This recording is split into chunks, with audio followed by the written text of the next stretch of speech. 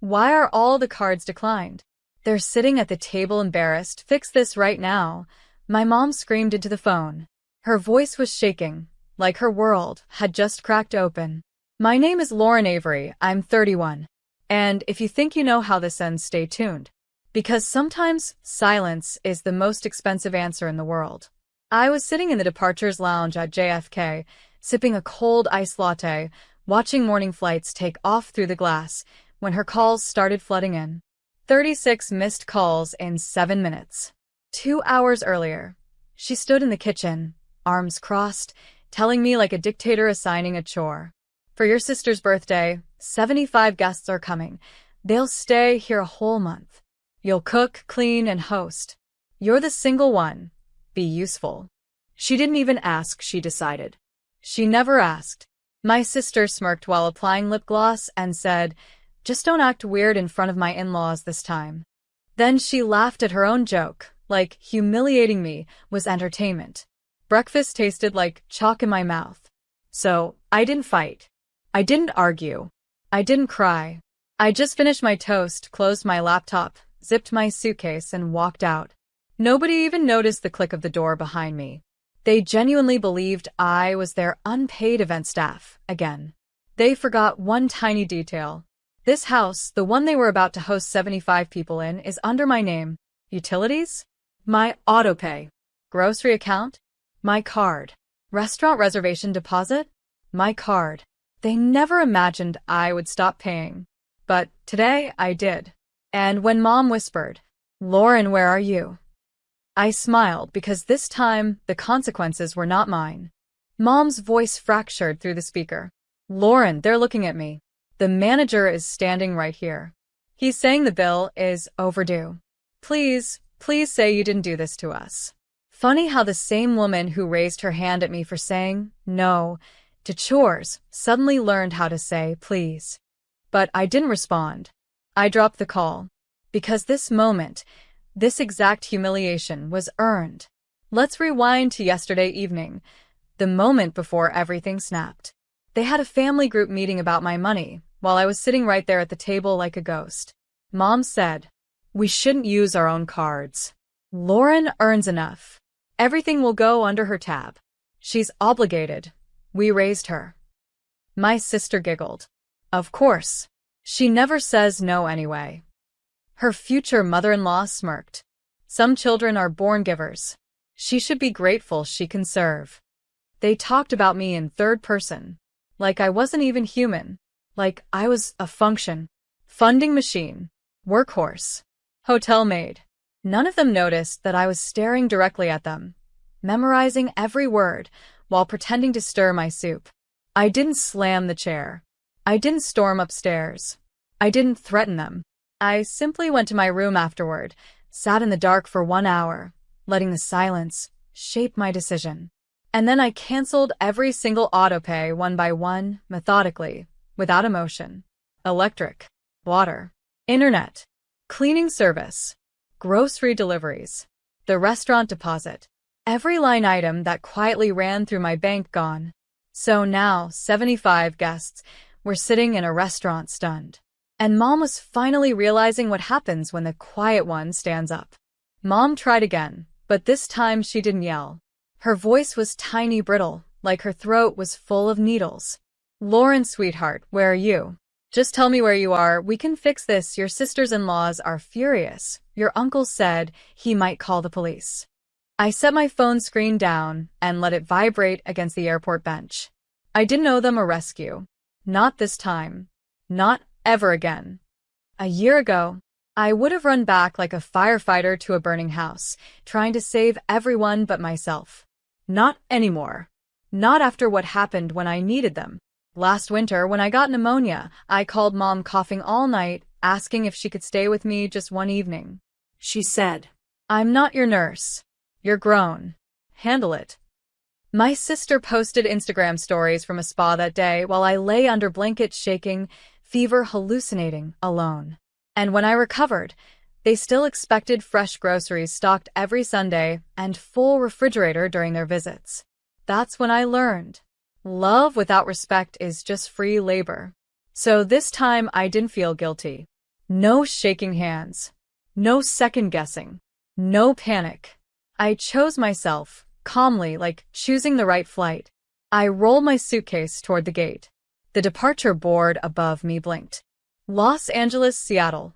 Boarding in 12 minutes. I wasn't flying away to hide. I was flying away to live. To take the job interview that they told everyone I didn't deserve. To spend MY money on MY life, not on people who would gladly starve me to feed strangers. And as I scanned my boarding pass, my phone buzzed again. This time it wasn't Mom. It was Dad.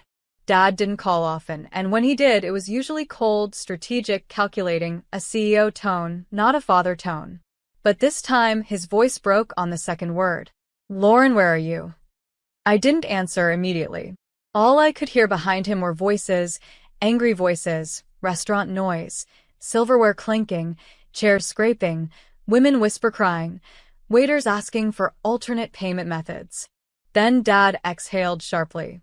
This is humiliating, he muttered, like the only thing that mattered was the shame, not me, not how I felt, not how they treated me.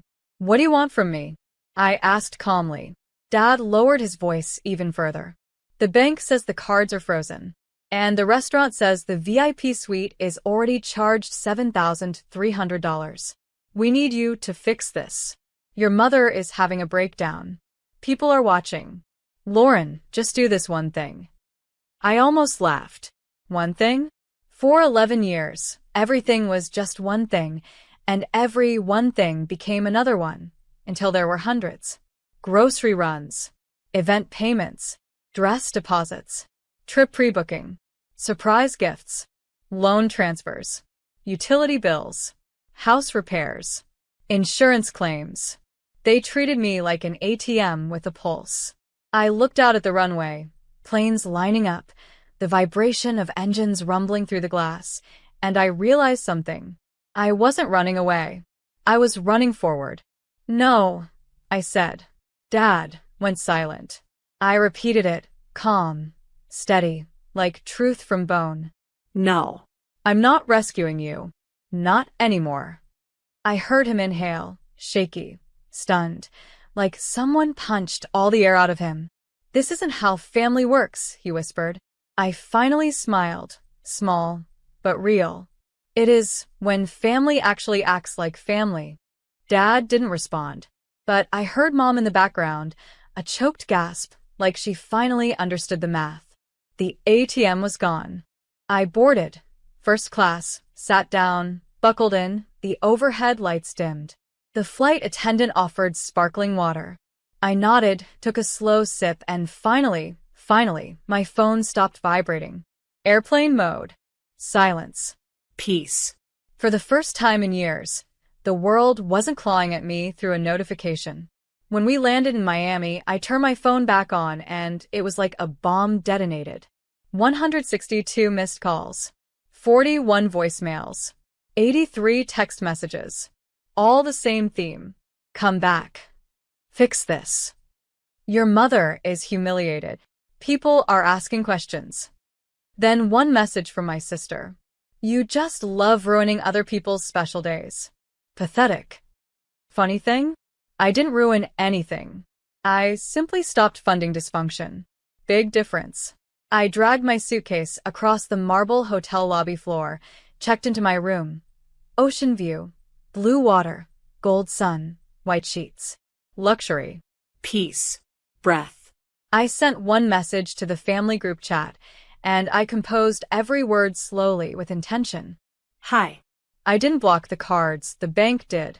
They flagged the accounts because all transactions for the last 6 months came from MY salary. They froze it until the rightful owner, me, confirms future permissions. I left because I am done being the only adult in this family. Then, after a pause, the guests can pay their own bills. I am not responsible for strangers you want to impress. I hit send. Seconds later, 3 dots appeared. Typing. Then typing disappeared. Then typing again. Then nothing. No insults. No yelling. No demands. Just silence. The type of silence that only happens when people finally realize the golden tap is permanently shut. The restaurant manager called me next, not them. He said, politely, carefully, like he was trying to avoid landmines. Ma'am, your mother tried to open a tab in your name. But when we asked for ID, she claimed she forgot her bag in the car. Then her friends tried. It's messy here. I walked onto the hotel balcony. Salty ocean air, warm breeze, and I smiled the calmest smile of my life. Because now this wasn't just family humiliation. This was public humiliation. And not by my hands, by theirs. 5 minutes later, my sister messaged privately. Please don't do this. Mom is literally crying in front of people. They're whispering. Everyone is watching. Oh look. Now, suddenly, embarrassment matters. When it was my embarrassment. When they mocked me in front of cousins. When they called me extra and said, you just seek attention? They loved it. They lived off the punchline of my humiliation. But today, they were the punchline. I replied with one sentence. Factual, not emotional. The bank froze the cards because they flagged suspicious financial exploitation. Not dramatic, not cruel, just the truth. And that sentence? Oh, that sentence sent them into absolute meltdown. Because exploitation is a legal word, not a family word. Then Dad tried the final manipulation move of all manipulation moves. We're family. This is not how things are supposed to go. And I responded the only way I've ever wanted to respond in my entire adult life. Family doesn't abuse the person who funds them. Read it again. Because that line hit them harder than any freeze notification ever could. That evening, right as the sun was dropping into the ocean, my phone buzzed again. But this time it wasn't texts. It was FaceTime. Mom. Dad. My sister. All three squeezed into the restaurant hallway, red-eyed, frantic, whisper yelling like hostages who suddenly realized they were not in control anymore. Dad tried to go calm, authoritative voice like he always does when he feels cornered. Sweetheart, listen. This is getting out of hand. The manager is saying they need a credit card or everyone needs to leave. They're threatening to call police. I sipped my iced lemonade and didn't say a word. Mom leaned in, mascara smeared. Just one card. Just one transaction. Don't embarrass the family. Please. She finally said the real word. Embarrass. I tilted the phone slightly so they could see the hotel view behind me, the infinity pool, the ocean, the nightlights, the life I built without them. Then I said my calmest sentence of the entire story. You were the ones who told me last month that I only exist to serve the family. I took you literally. Since I don't serve anymore, you don't get to spend anymore. They panicked. My sister slammed her hand against the wall off-screen. You're doing this out of revenge. No. No. This wasn't revenge. This was boundaries. This was accountability, something they've never experienced in their entire lives. Mom broke. Full sobs. The camera tilted downward, and she slid down the wall, crying into her hands, exactly like the first phone call hours earlier. The manager appeared behind them, politely, professionally, and said, Ma'am, we need everyone to settle the bill or vacate the premises. They looked at me again, desperate. I ended the call. The next morning, sunlight came through my suite windows like a completely new chapter of my life had arrived. I ordered room service breakfast, opened my laptop, and finished the final transfer signatures for the scholarship initiative I chose to fund this year. Girls who actually needed support, not full-grown adults who weaponized entitlement as a personality trait. While I typed, my phone buzzed again, but this time, not from my family. It was the restaurant's legal department. They emailed documentation showing my parents tried to present a fake business card to cover the bill, then tried to convince the manager they were VIP partners. The restaurant rejected them and filed a fraud complaint. They CC'd me because the cards, the ones they used to leech from, were once tied to my corporate account. But now?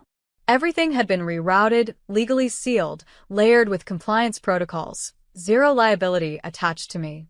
I replied professionally, confirming they had no authorization and that the family was not connected to my company in any capacity. 2 hours later, Mom texted again. Just 4 words. We need help. Please. I looked at that message for a long moment. No rage. No pain. Just clarity.